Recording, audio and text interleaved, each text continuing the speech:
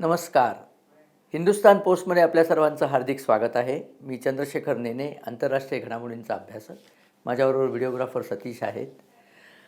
आपला विषय तोच, इराण विरुद्ध इस्रायल आणि अमेरिका हे युद्ध आणि त्या युद्धाचं करंट काय परिस्थिती आहे, सध्याचं वर्तमान काय आहे, त्याच्याबद्दल बोलायचं आहे. एक क्विकली मला सांगायचं आहे, या युद्धाचं खरं कारण काय आहे. ते मागे आपण याच्यावर बोललोच आहोत. पण इराणला सगळ्या मुस्लिम जगतात आणि सगळ्या पश्चिम आशियात स्वतःचं वर्चस्व सिद्ध करायचं आहे. हे इराणचं उद्देश तो आहे. आणि त्यांना असं वाटतं हे वर्चस्व सिद्ध करण्यासाठी त्यांच्याकडे अणुबॉम्ब असणं आवश्यक आहे आणि त्यांच्याकडे मिसाईल्स पण असणं आवश्यक आहे. कारण दोन गोष्टी करायच्या आहेत त्यांना. एक म्हणजे हा अणुबॉम्ब नेऊन इस्रायलवर टाकायचा आहे. म्हणजे इस्रायलच्या ज्यू लोकांना जगण्याचाच हक्क नाही अशी काहीशी भूमिका त्यांची आहे. कारण त्यांच्या पुस्तकात कधीतरी असं लिहून ठेवलं आहे. त्यांचं एकच पुस्तक आहे, बाकी पुस्तकं वाचण्याची त्यांना सवय नाहीच आहे, असं लिहून ठेवलं आहे. आता हा एक त्यांचा प्रश्न झाला. कोणाचा? इराणचा. मग याच्यावरूनच आपल्या लक्षात येतं की इस्रायल कसं स्वतःला मारून घ्यायला तयार होईल. कुठलाही प्राणी स्वतःला मारून घ्यायला तयार कधीच होणार नाही. स्वसंरक्षण हा कुठल्याही प्राण्याचा, म्हणजे मनुष्य प्राण्याचाच नाही, अगदी कुठलंही एखादं मुकं जनावर जरी असलं तरी त्यांचा हक्क स्वसंरक्षणाचा असतोच. तसंच इस्रायलने असं ठरवलं की आम्हाला स्वसंरक्षणाचा हक्क आहे. हे लोक जर आम्हाला नष्ट करायला येत असले तर आम्ही यांनाच नष्ट करू. पण ते तिथे नष्ट करू म्हणत नाही आहेत. ते काय म्हणत आहेत की तुमची नष्ट करण्याची साधनं काढून टाकू. तुमचा अणुबॉम्ब तुम्हाला होऊ देणार नाही. तुमची जी लांब पल्ल्याची मिसाईल्स आहेत ती आम्ही होऊ देणार नाही. तुम्ही अणुबॉम्ब नाही करायचं सांगितलं आणि मिसाईल तुमची 300 किलोमीटरपर्यंत जर ठेवली तर आम्हाला काही भांडण नाही आहे तुमच्याशी. तुम्ही सुखाने जगा, आम्ही सुखाने जगतो. तुम्ही तेलाचे पैसे कमवा, त्याच्यात सुखाने जगा. हे जे कुत्रे पाळलेत, इकडे हुती, तिकडे हिजबुल्ला, तिकडे हमास, आणि आमच्यावरती सोडलेत, हे कशाला? असा इस्रायलचा प्रश्न आहे. बरं, अमेरिका याच्यात का उतरली आहे? त्याची दोन कारणं आहेत.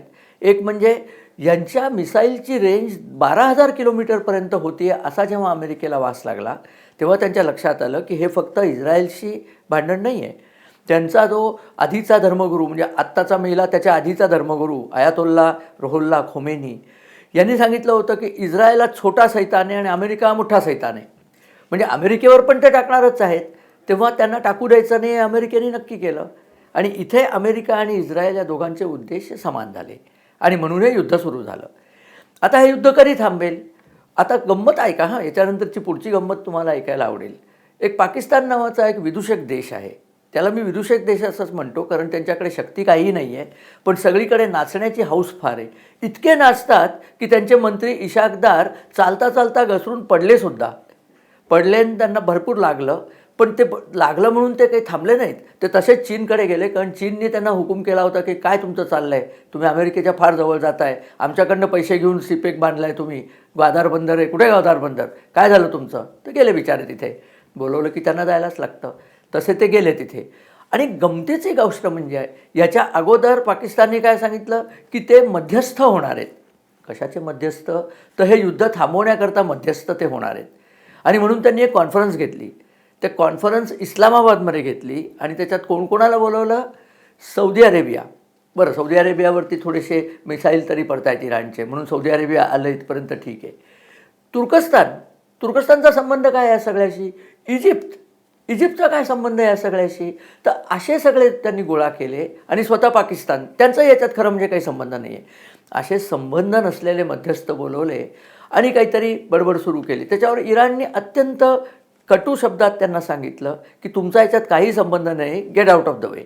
एक मध्ये फार विनोद आला होता की पाकिस्तान म्हणले we are standing behind this, we are standing behind that. त्याच्यावरती दोन्ही राष्ट्र म्हणली you sit down, you don't need to stand. तुमच्या औकातच नाही आहे, कशाला हे सगळं करता? त्याचं कारण त्यांना दाखवायचं की त्यांना लोक विचारत आहेत, त्यांना कोणी कुत्रं विचारत नाही आहे. बरं, हे झाल्यानंतर ते धावत कुठे गेले? चीनमध्ये. चीन आणि पाकिस्तानने 5 पॉईंट पीस प्लॅन काढला बरं का. तो एक आणखीन मोठा विनोद आहे. त्यांचं काय म्हणणं आहे की पहिलं गोष्ट म्हणजे हे युद्ध थांबलं पाहिजे, म्हणजे सीज फायर करून टाका, हा पहिला मुद्दा. दुसरा मुद्दा, सीज फायर झाले की एकमेकांशी संवाद करा, संवाद करून युद्ध सोडा. मी मगाशी सांगितलं संवाद काय करायचा. इराणने सांगायचं की जूनना जगण्याचा हक्क नाही आहे, जूनने सांगायचं आम्हाला जगायचं आहे. याच्यात संवाद होऊ शकत नाही, याच्यात कुठेच संवाद होऊ शकत नाही. बरं, पाकिस्ताननी अमेरिकेने दिलेला, कारण अमेरिका त्यांचा दुसरा गुरु, त्यांचा बाप, तर त्यांनी 15 पॉईंटचा मसुदा पण त्यांनी आणला होता, तर कोणी त्याच्याबद्दल आता बोलतही नाही आहे. बरं, दुसरा पॉईंट काय की संवाद करा. पहिली गोष्ट म्हणजे सीज फायर, हल्ले थांबवा, भांडणं करायचे नाहीत, संवाद करा. तिसरं काय आहे तर एकमेकांच्या एनर्जी म्हणजे नॅचरल गॅस, पेट्रोल, वीज, पाणी याच्यावरती हल्ला करायचा नाही, पाण्याच्या स्थळावरती हल्ला करायचा नाही, सिव्हिलियन याच्यावरती हल्ला करायचा नाही, असं कबूल करा. चौथं काय तर होर्मुझची जी समुद्रधुनी आहे ती ओपन करा. हे ऐका, म्हणजे नुसतं ऐका हा विनोद सगळा. आणि शेवटचं काय तर युनायटेड नेशनच्या ज्या गाईडलाईन आहेत त्या गाईडलाईनचं पालन मात्र तुम्ही केलं पाहिजे. काय विनोद चालला आहे हा? या गोष्टी सांगायला चीन आणि पाकिस्तान कशाला हवं? या गोष्टी सगळ्यांनाच समजतात, पण तसं करायचं नाही. आपलं महत्त्व काहीतरी दाखवणं. काय झालं आता, इशाकदर जाऊन बसला तिथे, चीनला काहीतरी मध्ये सांगायचंच होतं. चीनची परिस्थिती काय झाली माहिती आहे का? होर्मुझच्या समुद्रधुनीतनं चीनला जे 90% म्हणजे इराणी एक्सपोर्टच्या 90% एक्सपोर्ट चीनला होतो, ते चीनचं येणं कमी झालं आहे. अशा बातम्या आहेत की चीनची जहाजं सोडली जातात पण फारशी सोडली जात नाही आहेत. पाकिस्तानने आणखीन एक विनोद केला मध्ये. पाकिस्ताननी 10 जहाजं म्हणे बाहेर काढली पाकिस्तानचा झेंडा लावून, आणि इराणनी त्यांना 10 जहाजं बाहेर काढायला परमिशन दिली. पाकिस्तानकडे पैसे आहेत का 10 जहाजांचे पैसे देण्याचे? हे कोणी विचारलं नाही. ती बाहेर आल्यानंतर पाकिस्ताननी ती म्हणे अमेरिकेकडे नेली. सगळा खोटा कार्यक्रम आहे. अमेरिकेला मुळे तेलाची गरजच नाही आहे. अमेरिका कशाला यांच्याकडनं गेला? अमेरिका स्वयंपूर्ण आहे तेलाच्या बाबतीत. त्यामुळे सगळा खोट्यांचा बडिवार आहे. इराणला याचं, आणि त्याच्याच गंमत म्हणजे ट्रम्पने हे सांगून टाकलं की असं पाकिस्ताननी लबाडी केली आणि आम्हाला पोचवली जहाजं. त्यामुळे इराण भयंकर भडकला आणि आता पाकिस्तानला परमिशन नाही. म्हणजे होर्मुझ समुद्रधुनी बंद पडल्याचा पहिला फटका बसला तो पाकिस्तानला. बघा हां, एक मुस्लिम देश दुसऱ्या मुस्लिम देशाला असे फटके देतो आहे, आणि तो फटका इतका तीव्र आहे सध्या. पाकिस्तानकडे तेलच उरलेलं नाही. 3 दिवसाचं तेल आहे अशा बातम्या आहेत.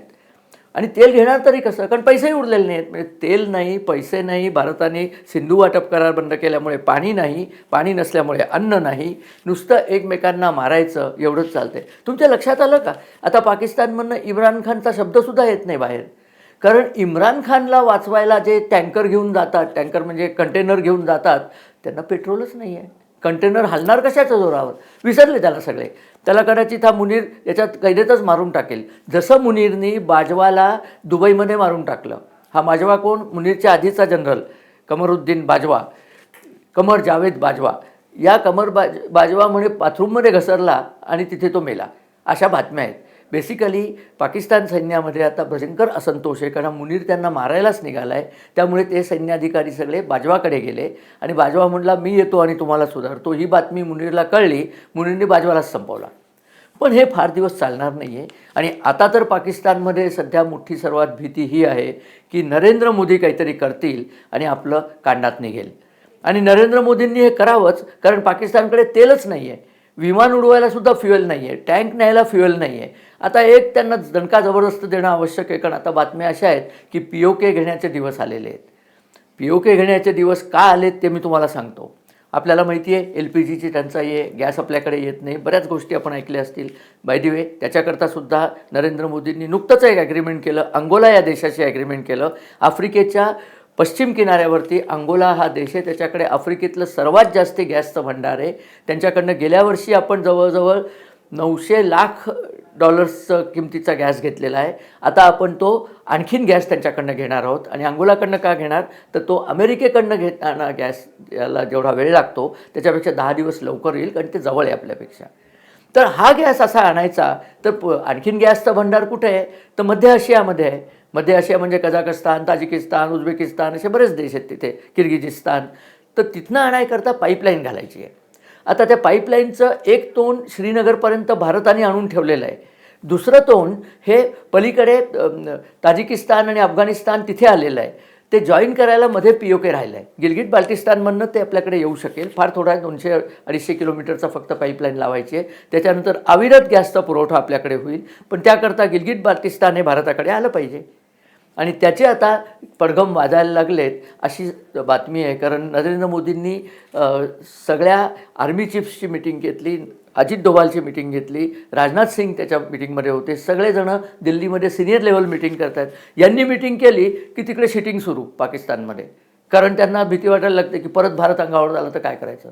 म्हणून पाकिस्तानचा तो बेडगर जो आहे बासित काय जो आहे त्यांनी सांगून टाकलं की अमेरिकेने जर आमच्यावर हल्ला केला तर आम्ही दिल्ली आणि मुंबईवरती हल्ला करू.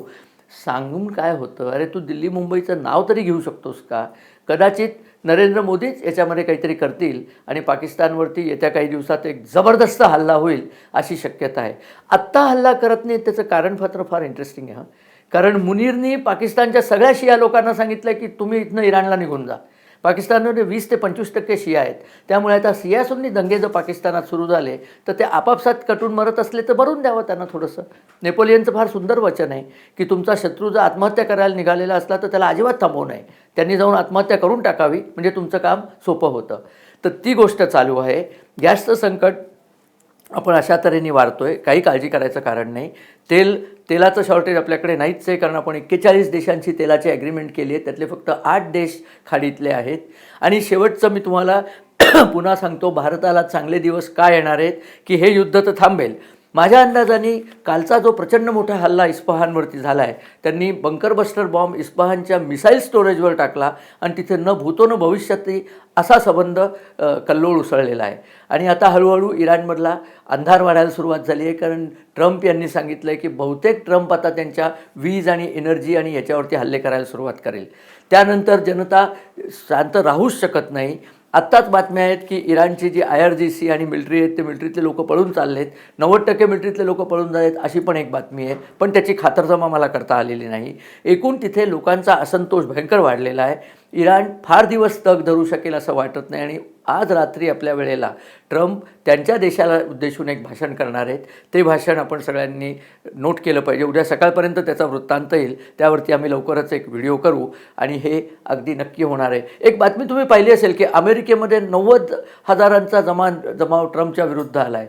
अमेरिकेने त्याची पूर्ण खातरजमा केली आहे ट्रम्पच्या सरकारने. आणि हे सगळे हरामखोर एका उद्योगपतींनी पैसे देऊन आलेले आहेत आणि तो उद्योगपती शांघायला पळून गेलेला आहे. म्हणजे चीनचं हे सगळं कारस्थान आहे, याला काही अर्थ नाही आहे. अमेरिकन लोक ट्रम्पच्या मागे आहेत, कारण लढाई म्हटली ना की अमेरिकन लोक मागे हटत नाहीत. तुम्हाला माहिती आहे, अणुबॉम्ब टाकणारा अमेरिका हा एकच देश आहे, तो उद्या टाकणारच नाही असं सांगता येत नाही. बघूया काय होतं ते. परंतु आत्ता तरी युद्धाची परिस्थिती इराणच्या विरुद्ध गेलेली आहे. भारतीय चॅनल्स दाखवत नाहीत. भारतीय चॅनल्सला इराणचा प्रचंड पुळका आहे. जरी इराणची राजवट ही दहशतवादाला साथ देणारी असली, आपल्या 9/11च्या वेळेला, आपल्या पहलगामच्या वेळेला कधीही इराणनी आपली बाजू घेतलेली नाही आहे. इस्रायलनी कायम आपली बाजू घेतली आहे, पण आपली मीडिया मात्र कायम इराणची बाजू घेऊन इस्रायलला शिव्या देते. मीडियाच्या देशभक्तीबद्दल न बोललेलंच बरं. आपल्याला माहिती आहे सत्य काय आहे ते आपल्यापर्यंत आणायकरताच हा आमचा प्रयत्न असतो. आम्ही मेनस्ट्रीम मीडिया नाही, आम्हाला आमचं बोलण्याचं स्वातंत्र्य आहे. खऱ्या गोष्टी आम्ही सांगत असतो.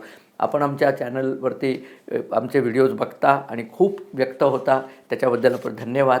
असेच आपल्याला साथ देत राहा आणि आपण मिळून हा कठीण काळसुद्धा दूर सारूया. व्हिडिओ बघितल्याबद्दल धन्यवाद. नमस्कार. आमच्या चॅनलला सबस्क्राईब करा, लाईक्स पाठवा आणि कमेंट्स पाठवा. धन्यवाद.